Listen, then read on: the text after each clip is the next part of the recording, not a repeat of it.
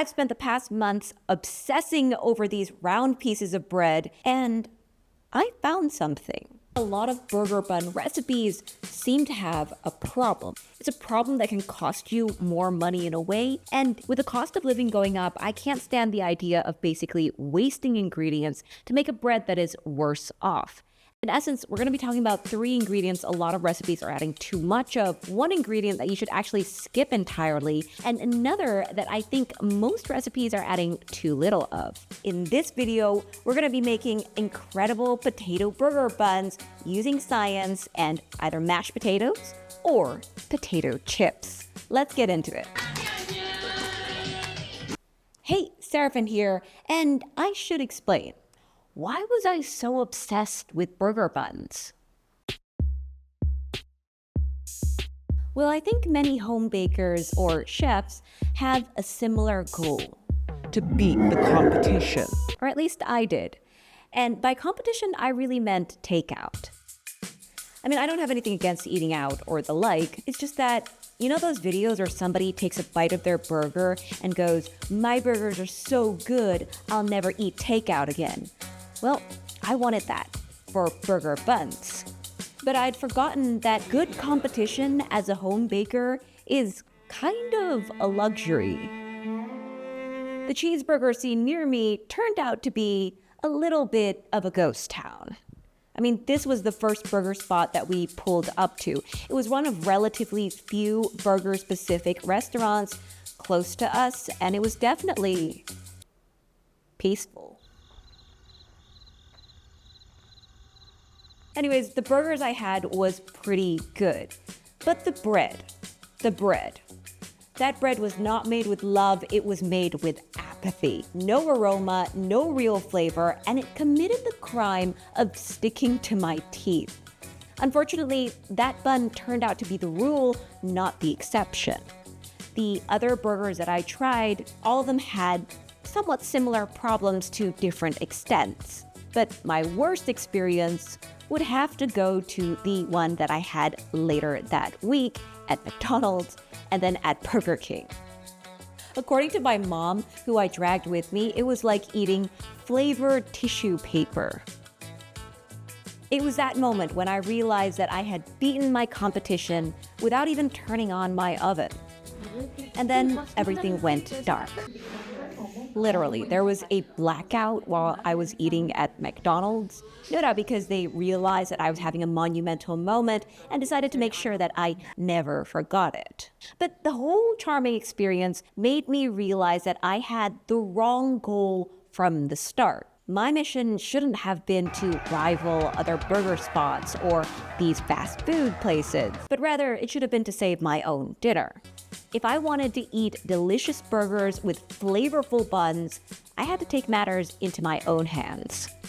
And that landed me straight in the world of ultimate burger buns or best burger buns. But eventually I came to potato buns and Anthony Bourdain. According to Chef Bourdain, potato buns are the right option for burgers, while brioche buns are simply wrong. In his words, potato buns absorb the grease of a good hamburger patty, in contrast to brioche buns, which actually add grease and are too weak to serve as a good support for the burger. Now, I can't say I fully agree with this, because I still like a good brioche bun. The reason I landed on potato buns was because potatoes are a very functional ingredient, as I'll talk about later. But what really caught my attention was when he said this in an interview. It boils down to considering before adding anything to the burger whether it's really going to improve the burger. And I thought, that sounds brilliant. What if we apply that to the burger bun recipe? Here's the thing. I found that a lot of burger bun recipes seem to have a problem. In a few ways, the truth is many of these recipes are adding too much to their burger buns, and it's probably making the bread worse off. The thing is, most recipes do work. They make a dough, they get you to a burger bun, so the fundamentals are fine. But with these ingredients specifically, some recipes are just sabotaging themselves. I think it's partly because people can see them as only affecting the flavor of the buns, but that's just not true. With the cost of living going up, I can't stand the idea of basically wasting ingredients to make a bread that is worse off. And one of the first things I concluded was that we should ditch the oil in our burger bun recipes. So most recipes will suggest either using butter or neutral vegetable oil, and some will even suggest using both. But I strongly suggest you skip the oil entirely and go with the butter. You see, this choice between butter, which is a solid fat, and liquid oil significantly impacts bread volume and texture. And it's most likely due to the presence of fat crystals in solid fats. These crystals basically allows the gas cells to expand more without breaking. Because liquid oils cannot attach to gas cells in the same way fat crystals do, they're not as effective at preventing gas diffusion, resulting in lower volumes and a stiffer texture. Generally, solid fats like butter produce a softer crumb compared to liquid oils. Solid fats are also highly effective at preventing the bread from staling. According to one paper on shortening, increasing the proportion of solid fat in the shortening leads to reduction in the rate of staling. The fat may act as a physical barrier that restricts moisture migration from the center of the loaf to the crust. In this paper, it's very clear that using oil instead of butter actually leads to an increase in bread hardness, and that using butter beyond 7.5% doesn't make your bread any softer. However, when the study put the bread into a simulated chewing process, they found that the hardness was not significantly different, to be fair. So while the butter bread might feel softer to touch, it might not be significantly softer in our mouths. But that makes it even less reasonable to use oil in our burger bun. Putting aside every other reason, the most solid basis for using butter instead of oil is that it makes the bread taste better. If oil doesn't make the bread softer and doesn't improve the flavor, then the only real benefit it brings is that it makes the bread easier to mix, which is convenient, but not convenient enough for me to neglect the flavor of the bread.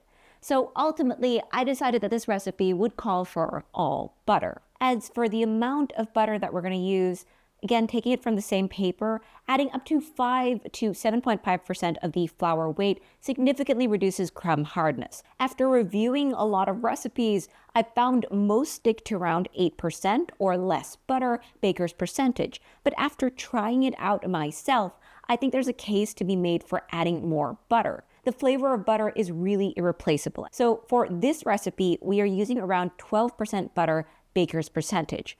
However, if you want to replace some of the butter with another ingredient, then a good option might be a bit of egg yolk. There are actually a few potato bun recipes adding an extra egg yolk into the dough, and according to this paper, it actually produces results comparable to shortening, making the bread softer and more voluminous, making it a pretty beneficial ingredient.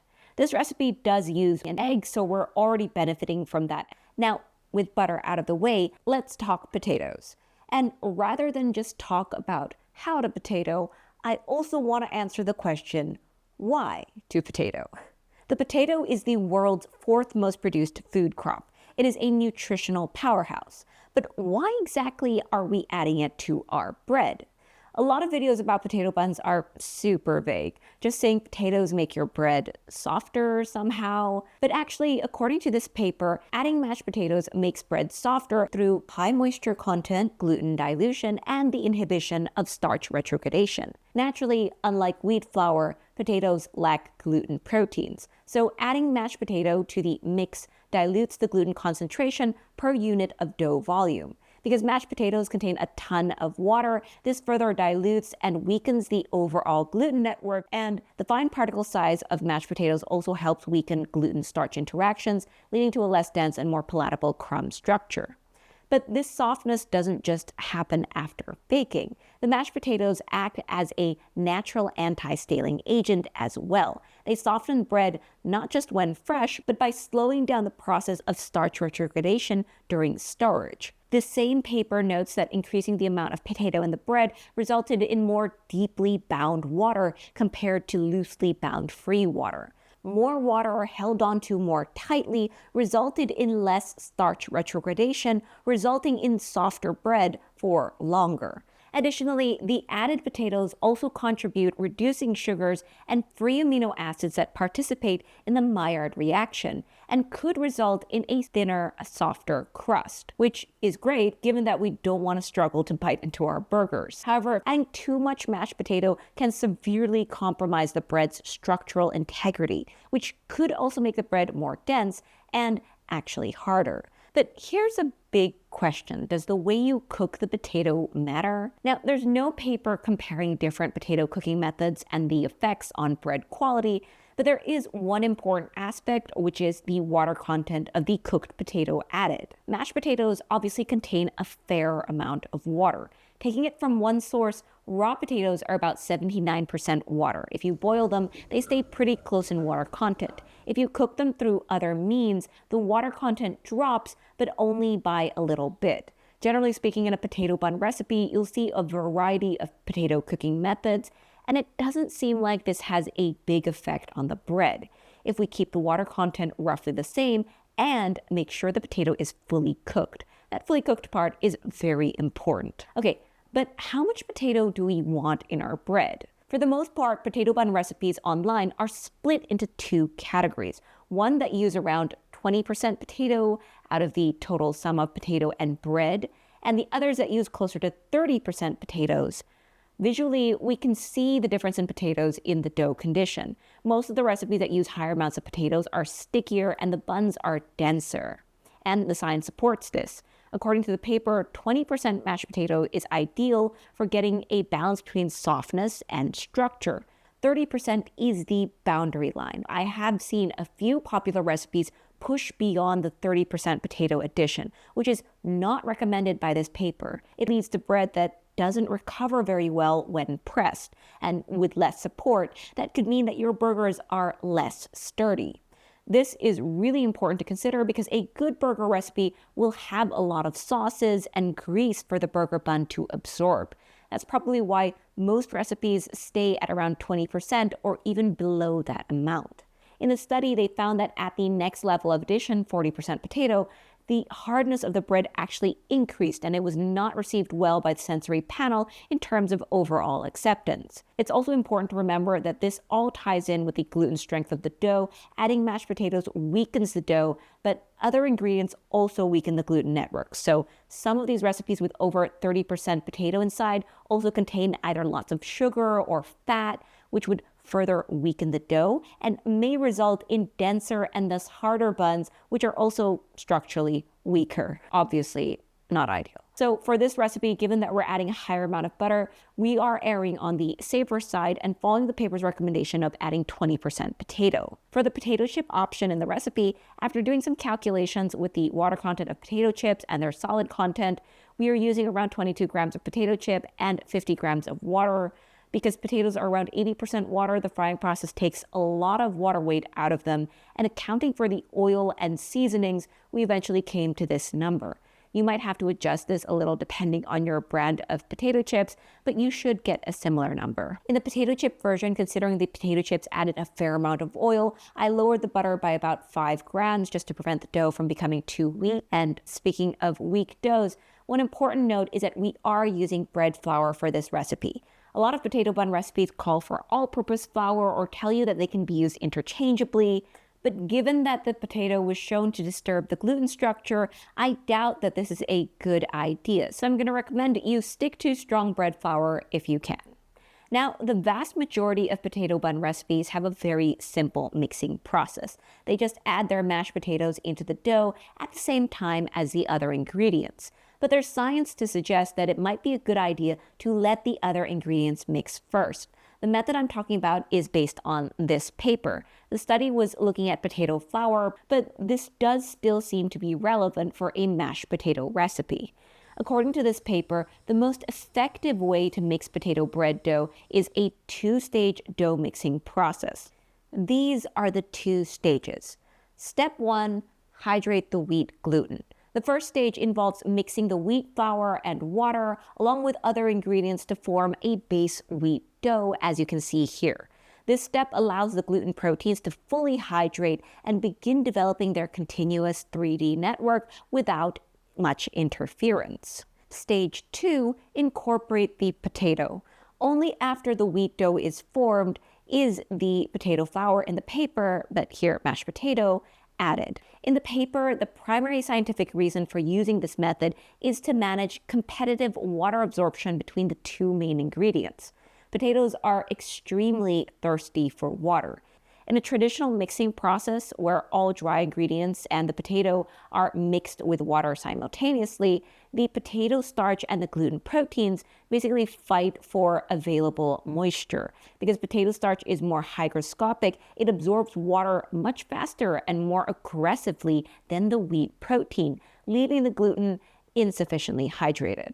Without adequate hydration, gluten cannot form the strong, interconnected matrix necessary for gas retention. Because the water is bound tightly to the gluten during stage 1, it was harder for the potato flour to withdraw that moisture when added in stage 2. The study found that using this method resulted in several measurable improvements in the bread quality. Bread made with this method showed a significantly higher volume because the stable gluten network can retain more gas. Now, when I subjectively tried making potato buns with and without the method, there didn't seem to be too much of a difference in softness and volume between using the mixing method or not, but it did make the dough much easier to handle, and as it doesn't cause much trouble to do, this recipe used that method of mixing with some slight modifications. And I think it helps to account for any moisture loss that might have happened during the potato cooking process. It's also a good way to make sure the potato has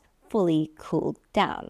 All right, with potatoes out of the way, along with milk, one of the key ingredients of hamburger buns is sugar. Sugar is often added to improve the taste of the bread, but it also has a cascade of effects on everything from bread texture to the dough structure and yeast. Adding too much sugar can severely stunt yeast growth, and it can actually make the bread harder.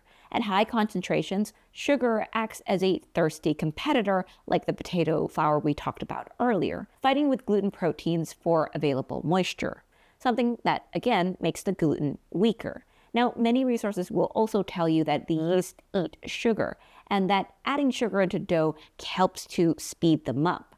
This is true, but only to a certain extent. While small amounts of sugar quicken carbon dioxide production, excessive levels create a high solute environment that subjects the yeast cells to osmotic stress. This slows down the fermentation process and can lead to reduced gas production, negatively impacting the loaf's rise. And although sugar initially softens bread compared to sugar-free versions, too much sugar, again, eventually leads to a harder crumb. Now, the optimal amount of sugar depends on the desired outcome. In a paper on the effects of sugar on burger buns specifically, they found that adding more than 50 grams per kilo of dough led to tougher buns.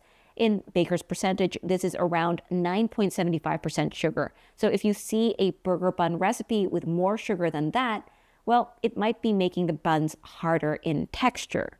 And this study has a sensory panel to back it too. They found that the optimal percentage of sugar most preferred by testers was 40 grams of sugar per kilo of dough. So that's about 7.8% sugar, Baker's percentage. This was followed by the buns made with 60 grams of sugar per kilo of dough, or around 11.6% sugar, Baker's percentage. However, there's something important to point out here, which is that the panelists could not differentiate between the sweetness of these two buns. So although they preferred the buns with less sugar overall, the sweetness of the buns probably wasn't a part of that. With this being said, the paper did note that different panelists had different preferences, with some preferring sweeter samples and some preferring less sweet samples.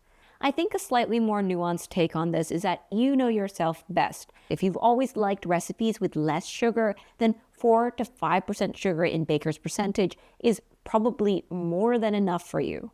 If your favorite burger bun or bread recipes call for around 8 to 12% sugar, then you might want to try lowering the sugar to around 8%. Following the results of the paper, you might find that you don't notice the missing sugar in terms of sweetness, and it might make your bread softer and fluffier.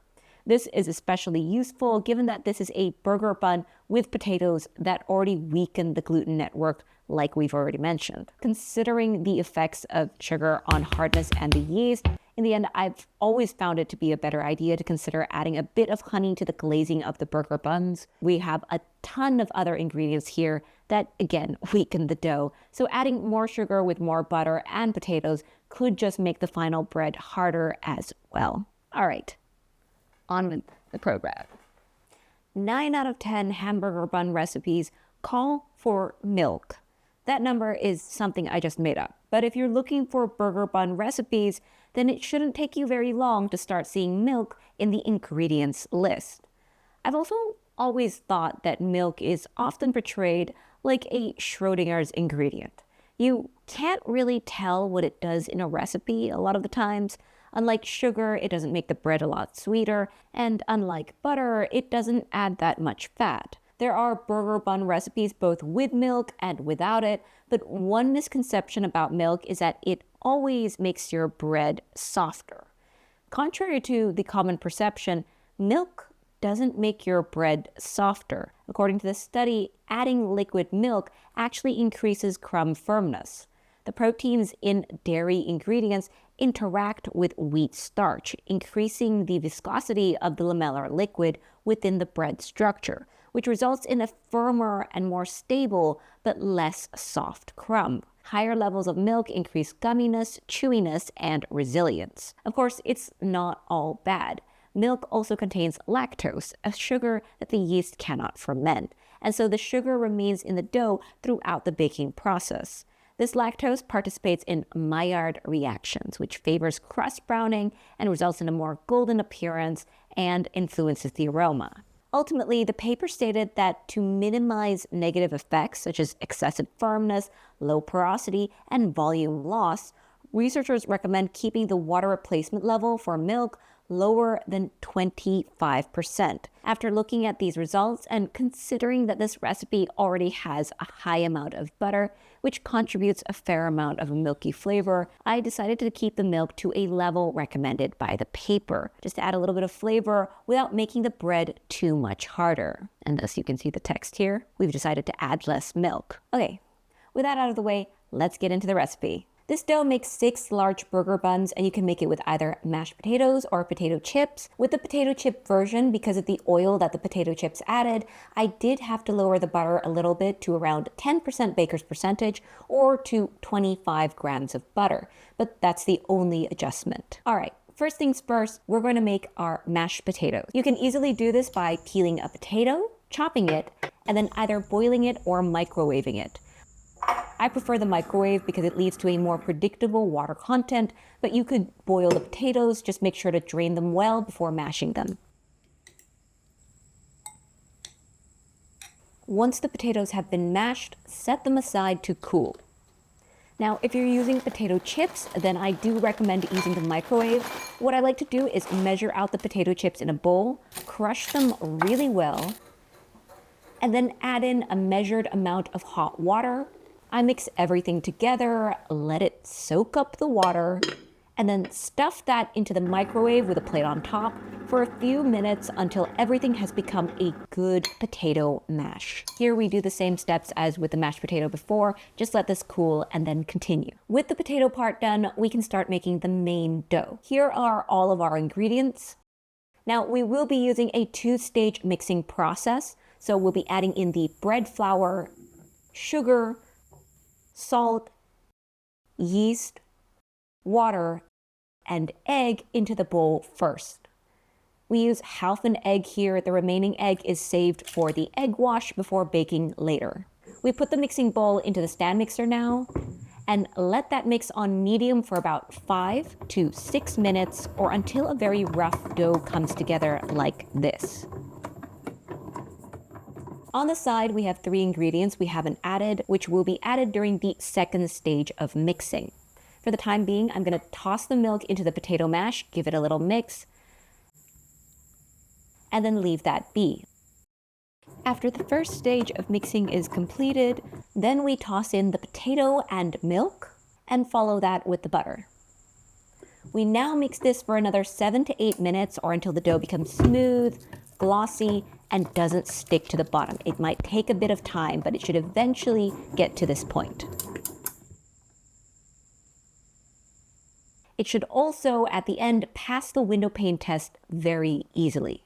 This is where you stretch out the dough until you can see light through it. As you can see, this dough passes with flying colors. Once the dough is done being mixed and it looks like this, we're going to oil a bowl and our hands before scooping out the dough, shaping it into a round, smooth ball, and dropping it in the bowl. We let this bulk ferment for about an hour or until it doubles in size. This recipe was made for the dough to ferment in the refrigerator, and I highly recommend it. I do this for improved flavor, like I mentioned in my previous video. And after bulk fermentation, we're going to uncover the dough and degas it by punching it down. So satisfying. We take the dough out, knead it a few times, and then it's dividing time. This recipe makes 6 large burger buns, as I mentioned, so we are splitting the dough into 6 equal pieces with the help of a measuring scale. After that, we round each piece out like so. Gather the dough into a tight ball on the surface first. Super simple movements. You do want to make sure to degas the dough as much as possible, pop any large gas bubbles, and I always finish rounding the dough out in my hands. Then we move this dough to a baking tray lined with parchment paper and repeat for the rest of the dough. Now it is time to proof the dough until they get to almost double in volume. I let them rise outside for about 45 minutes in total. You may need to adjust the timing to your room temperature. We'll also take the time to preheat our oven to around 180 degrees Celsius. When the dough looks beautifully puffy and has expanded like this, we can continue. I've seen quite a few burger bun toppings, but today we're keeping it simple and classic with an egg wash and sesame seeds. Just use the leftover egg from earlier, brush it onto the tops of the bread gently. Don't want to degas anything. And then we sprinkle sesame seeds on top of the buns. Then it's finally time to bake the bread. We bake at 180 degrees Celsius for around 15 minutes before lowering the heat to around 160 and baking for another 3 to 4 minutes, just until it's evenly brown all over. It's important not to bake for too long because this can create a thicker crust on the bread, which makes the buns harder to bite into. And with that, the burger buns are done.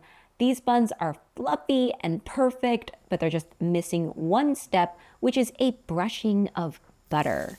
You want to do this while they're hot so that they absorb the butter. This is also a pretty good time to give them a bit of honey mixed with the butter if you want them to be a bit sweeter. I had a blast making burgers with these buns. They are both incredibly soft and so good at soaking up sauces and beef patty fats.